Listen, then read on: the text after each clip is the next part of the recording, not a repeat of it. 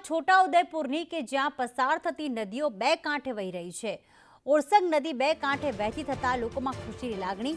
સિંચાઈ અને પીવાના પાણી માટે છોટાઉદેપુરમાં લોકોને રાહત થઈ ગઈ છે। ઉપરવાસમાં ભારે વરસાદથી ઓરસંગ નદી જીવંત બની છે।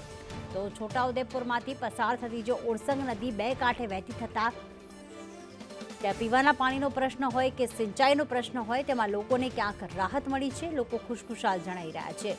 ઉપરવાસમાં અને સાથે છોટાઉદેપુર જિલ્લામાં પડી રહેલા ભારે વરસાદને લઈને છોટાઉદેપુર જિલ્લાની જીવાદોરી સમાન ગણાય છે ઓરસંગ નદી, જે બે કાંઠે વહેતી થતા ખેડૂતો ખુશખુશાલ।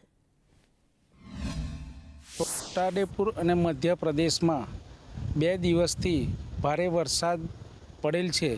તો અમારી છોટાઉદેપુર જિલ્લાની ઓરસંગ નદી એક આવેલી છે અને ત્યાં બે કાંઠે ભરપૂર પાણી આજે વહે છે અને ખેડૂતોમાં સિંચાઈની જે ઉનાળામાં અછત ઊભી થાય એ આ વર્ષે અછત ઊભી થાય નહીં।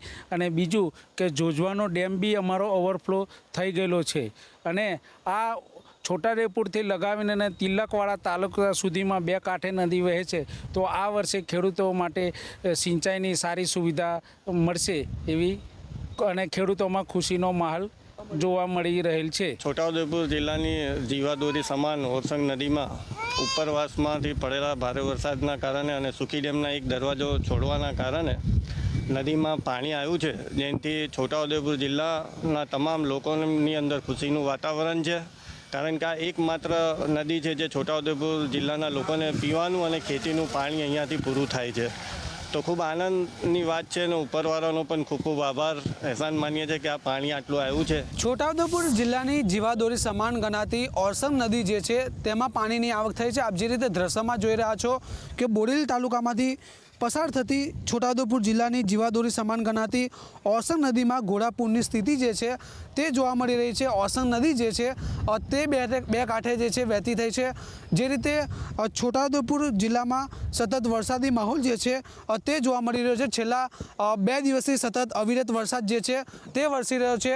આજની જો વાત કરવામાં આવે તો છોટાઉદેપુર જિલ્લાના બોડેલી તાલુકામાં 3 ઇંચથી વધુ વરસાદ જે છે તે ખાબક્યો છે। અહીં મહત્ત્વની બાબત એ છે કે ઉનાળાના સમયે જે રીતે જળસ્ત્રોત નીચે જતા હોય છે, જેને લઈને ખેડૂતો અને પીવાના પાણીની સમસ્યા જે છે તે ઊભી થતી હોય છે, પરંતુ ઓરસંગ નદીમાં ઘોડાપૂરની સ્થિતિને લઈ હવે ખેડૂતોમાં ખુશી વ્યાપી છે। સલમાન મેમન, સંદેશ ન્યૂઝ, બોડેલી, છોટાઉદેપુર।